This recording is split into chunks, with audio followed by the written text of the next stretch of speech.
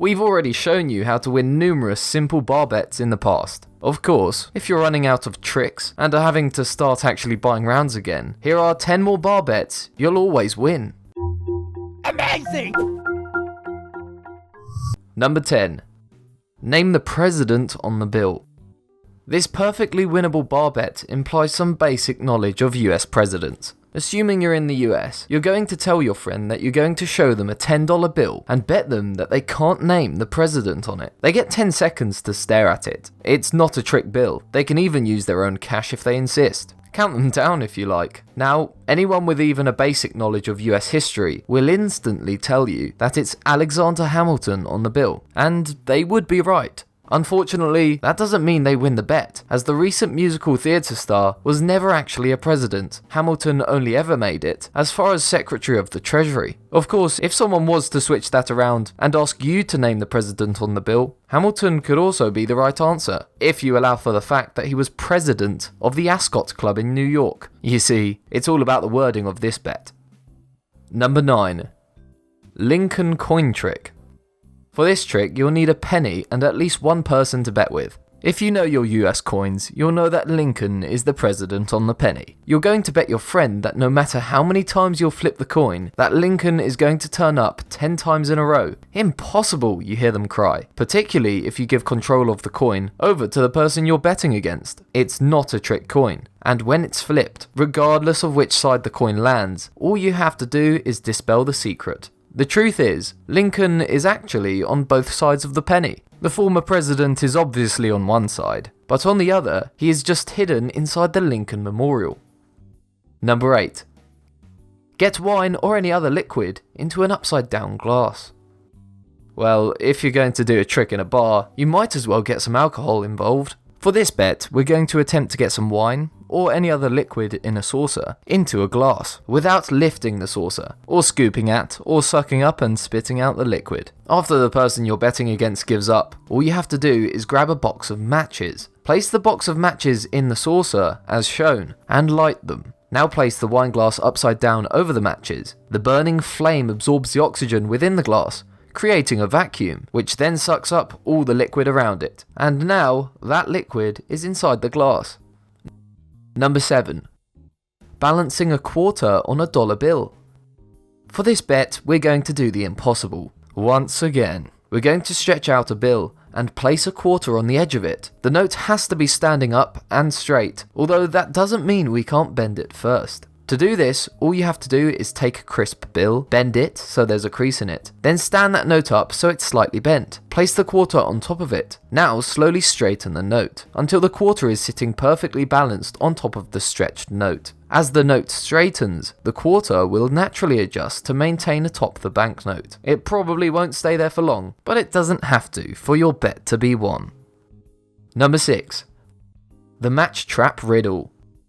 Now for the kind of trick that is sure to set off debates at any bar table. We're going to set up a sort of Mission Impossible type scenario by taking a particularly valuable item, like a coin or simply a small breath mint, and placing it on top of a box of matches. Now we're going to set up a sort of makeshift security system. Take 3 matches, place 1 on top of the mint, and 2 leaning against it, so you've got a sort of pyramid. Now you've got to bet your opponent to figure out a way to get the mint out without touching any of the matches. The solution is pretty simple, but the person you're betting against most likely won't be able to get it. All you have to do is burn the security system down. Set fire to the matches and the match on top of the mint will magically rise, leaving the precious mint ready to be plucked free. The trick is to have the 2 matches that aren't on top of the mint to be fairly securely positioned, at least partly inside the matchbox. So when they start burning, they will stay in place and the 3rd match will lift up, making it easy to pick up the mint without touching the matches themselves. Number 5. Rip a napkin in 3.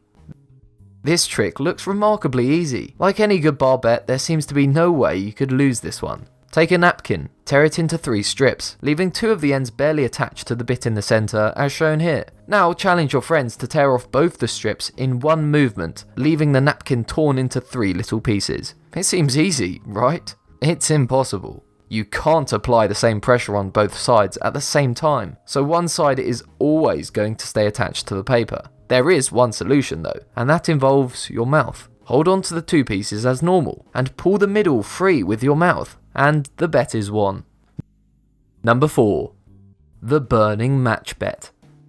Now you're going to burn a match and challenge your friend to hold it for as long as they can without burning themselves. You're going to bet your friend you can hold the lit match for 4 times longer than he or she can. There are no gloves involved, no additional trickery. They'll likely hold it upright and bear the pain for a few seconds before giving up, unless they don't mind cooking their fingers.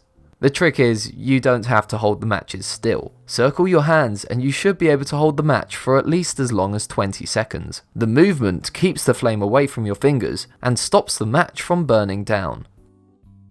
Number 3. The olive and glass bet. Now it's time for another sort of puzzle. Take an olive, put 4 matches around it in the shape of a flattened glass as shown. The bet is to get the olive out of the glass, only moving 2 matches and leaving the glass intact. All you have to do is flip the matchstick glass upside down. The solution is surprisingly simple, but it's really difficult for our brains to resolve, unless we start literally thinking outside of the box, glass. Move the match in the middle ever so slightly to the side. Then move the match that is now unattached to the other side of the glass, as shown. You now have a perfectly intact match glass and a free olive. Number 2. Making a paperclip float on water. This time we're going to make a paperclip float on water. It helps if you demonstrate to people in advance that paperclips don't actually float on water. Once they give up, all you have to do is show them the importance of water tension, which can only be exploited when the paperclip is lowered onto the water extremely slowly, using the help of another paperclip. Break the first paperclip just enough so it can hold the second one, creating a T sort of shape. Now place both gently into the water. The vertical clip will drop, but the second paperclip should lie flat on the water. This is more to do with your fingertips than anything else. When you place your fingers in the water with the paperclip, it breaks the surface tension of the liquid, causing the clip to fall. However, placing it on the water with another paperclip and allows the paperclip to float effortlessly. Number 1. Tear a phone book or a deck of cards in half. Now it's time to break things. We're going to rip up a deck of cards or a phone book. Seems impossible, right? Well, hopefully your betting partner will think so too. There is a solution, and perhaps surprisingly, it involves baking. And no, not the kind that will get your friend high enough to imagine it happening. You're going to cook your phone book or pack of cards for about 40 minutes at 400 degrees Fahrenheit. Be aware though, this is incredibly dangerous if you don't know what you're doing. They're ultimately just paper and could catch alight and cause a fire, so you'll have to keep an eye on whatever you're cooking so that this doesn't happen. Cooking these items will remove any of the moisture in them and make your cards or phone book remarkably brittle. Instead of bending, they'll just snap. It will still require a certain amount of strength to tear them in half, but if you assume a sort of grip like this, it should be much easier. After performing this trick in front of your friends, they'll always envy your strength. Let me know in the comments how you fared with each. And if you enjoyed this video, please make sure to like it and subscribe, clicking that bell icon to never miss another video. Thanks for watching.